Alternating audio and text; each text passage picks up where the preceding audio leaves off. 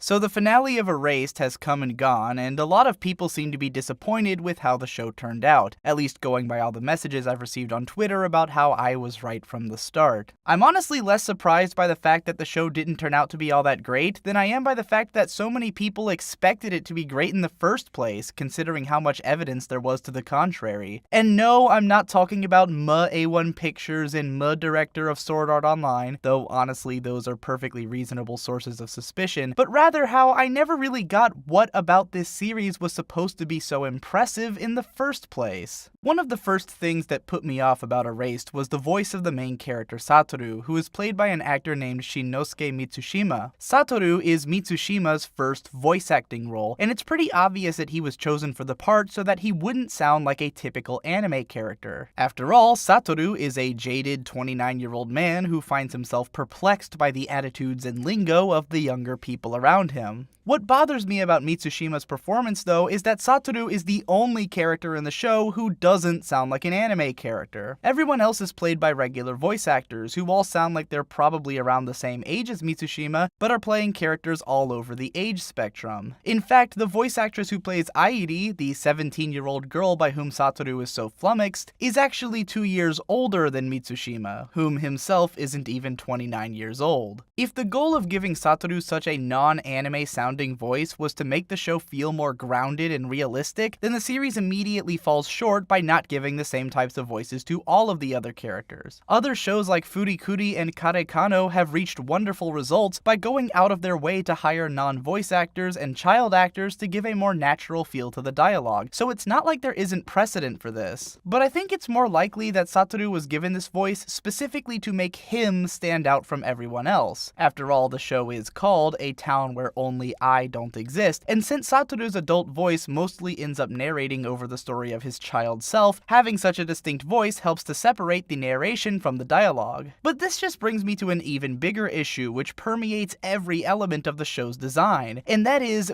beating the viewer over the head with the point. Erased does not seem to assume much on the part of the viewer's intelligence. Not to say that it necessarily thinks you're stupid, but it definitely wants to make sure that as many people as possible will get the point of what's going on, and therefore overexerts itself with making everything as overt as possible. It felt like the director was constantly asking himself, how can I make this point in a way that you'd have to be blind, deaf, and dumb to not get it? How do we represent the main character's time-traveling powers activating? Have the screen go weird for a second and blast this obnoxious Transformers sound effect over it.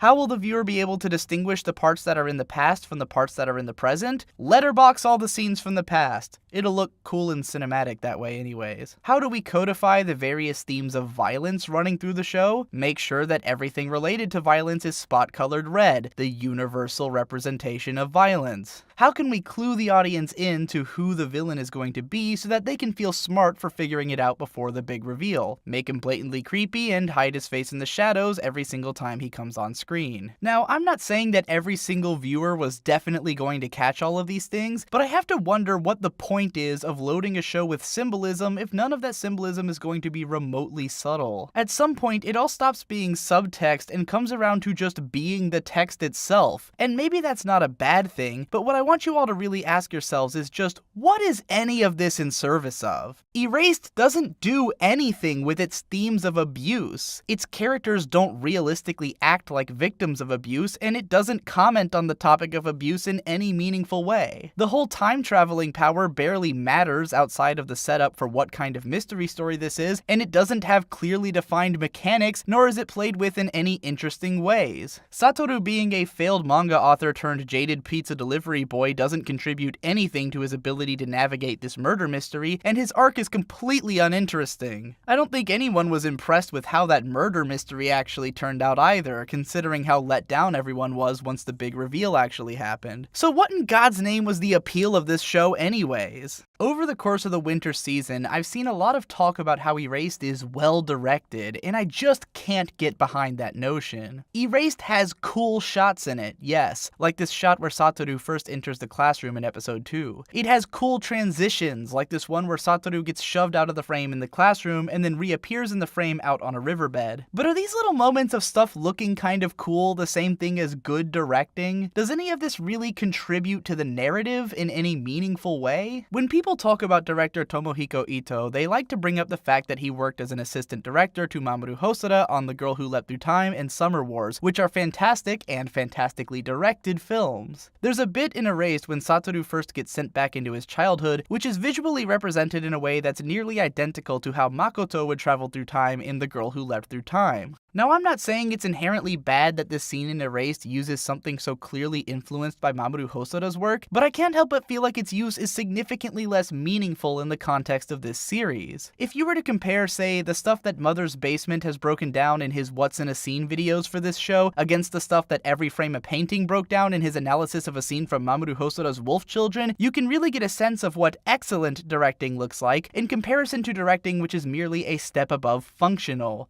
No offense, Jeff, I still love you. Erased is far from a bad-looking show, and I'd even say that it's one of the better-looking things to ever come out of A1 Pictures. It has moments of really exemplary animation, like when Satoru's mom is making dinner for him in the second episode, and again, some of the shot compositions are pretty cool-looking. But there's also plenty of shots that are just kind of stilted and awkward, or don't seem to have the same level of thought put into them. There's even weird inconsistencies, like how the place where Satoru's mom gets stabbed is different from the place where her wound appears to be in the preceding shots. Erased is hardly some kind of masterpiece of visual design, and while again, I'd never call it ugly, I don't even think it's as well directed or visually impressive as better shows from the same season, like Showa Genroku Rakugo Shinju. But all of this is kind of skirting around the issue at the heart of this series, and the reason that so many people got excited about it in the first place. After all, the main driving force behind the popularity of this series is its premise. It's a time travel mystery show with an atypical main character for anime, and that's more than enough to grab a lot of people's attention. But if you ask me, you only need to look a few notches up on that top anime list over there on Mal to find a show that did the same thing exponentially better from the very beginning, Steins Gate. In the first episode of Erased, we're introduced to this mopey, boring guy in his late 20s named Satoru, who may have been emotionally stunted by some kind of traumatic event from his childhood, and on an unrelated note, has a power that forces him to repeat moments in time in order to prevent fatal accidents. We meet his co-worker, Airi, whose personality is that she's a 17-year-old girl, as well as Satoru's hot-ass mom, who apparently hasn't aged in 20 years for some reason. Satoru's mom gets stabbed, so he gets sent back in time to when he was a little kid in order to prevent that from happening. All of this is fine and good as the premise for a show, but what none of this tells me is whether or not this show is going to be any good. Am I eventually going to care about Satoru? Is he going to undergo some kind of emotional arc that will make him a likable or relatable character? I can't tell. Is Airi going to be relevant in the long run, or was focusing on her so much just a total waste of time? Hard to say. Will I eventually really want Satoru to solve this mystery because his mom is the only character who seems like she might be kind of cool? Maybe. But for now, I'm really running on blind faith in the fact that this premise is capable of working in the hopes that at some point everything is going to have a big payoff. I'm under the assumption that by the end of this show, all of this is going to be really interesting or to create some kind of emotional response in me, but I have no real evidence to the idea that any of this is going to be the case. After all, by the end of that episode, I didn't really care about anything that was happening, so why should I assume that I'm going to eventually? In the first episode of Steins Gate, I was introduced to a bunch of eccentric and highly entertaining characters who I cared about immediately. I didn't even care what the premise of the show was. In fact, at first I wasn't even sure what it was. This show had such entertaining dialogue, such captivating visual quirks and sense of tone, and so much promise in the way that things might eventually turn out that it seemed impossible for it to be anything but amazing. Steins Gate was the fastest show that I ever added to my favorites list after just 4 episodes, because the show was already so good by that point that the rest of it could have been total shit and it still would have done so many fun and exciting things that it'd be worth remembering. And of course, lo and behold, the story did indeed turn out to be totally great.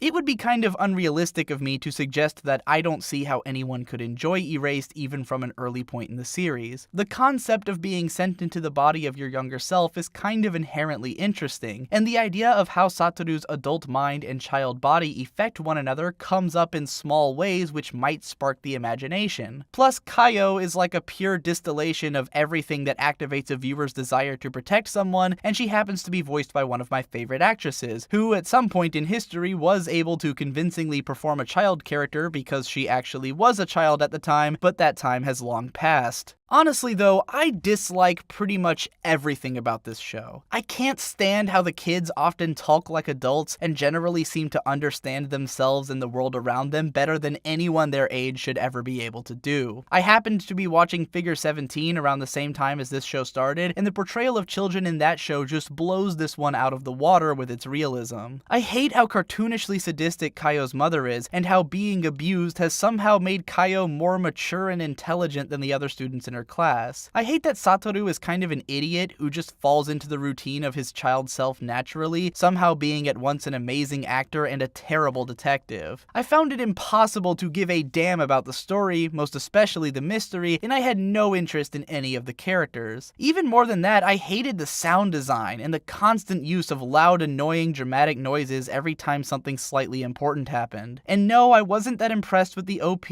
or the ED either, nor the soundtrack, which is identical to every other Yuki Kajiura soundtrack. Around the time that Satoru first returned to the present, I felt like all of the dramatic tension completely melted away, with the scenario growing more and more difficult to believe, and the pacing of every episode just somehow managed to feel worse than the last. I hesitate to use the word pretentious, since I don't really know the creator's intentions, but the fact that this show presents itself as such a serious adult mystery, but has a primary female character who does little more than be a cute lolly whom the supposedly 29-year-old main character keeps hinting at falling for, makes me feel like this isn't all that different from your typical dumbass anime series. It's just packaged itself in a way that's less blatant about its stupidity. I'm sure that for a lot of people, Erased is generally their kind of show, and that it wasn't difficult for them to maintain interest in the story while waiting to see if it would turn into something exceptional. But for me personally, getting through it was nothing but a slog. I saw no reason to buy into the idea that it was going to be good eventually, and knowing that it didn't end up amounting to anything just made the earlier episodes that much worse in retrospect. I put myself through this show even though I knew it wasn't going to be good, so that I could write this video to show you how all of the signs were there from the beginning, so that maybe some of you might change your viewing habits before you get burned by shows like this in the future. If a show's only selling point is that it has the potential to be interesting in the long run, then there's not much reason to have faith in it happening. Most of the really great shows tend to be great from the very beginning, and those are the ones that are worth getting excited about. Incidentally, if you want a mystery suspense thriller that revolves around solving a mystery from the main character's childhood that's actually really good, I highly recommend the manga 20th Century Boys. That's all for now. Stick around on my channel if you want to see more videos like this, and consider supporting me via Patreon if you want to help me to make more of these videos. I'll probably talk about some shows that I actually love in the near future, and the upcoming spring season actually looks pretty promising, so I'll be looking forward to the chance to talk about those shows as well. Thanks again for watching, and I'll see you in the next one.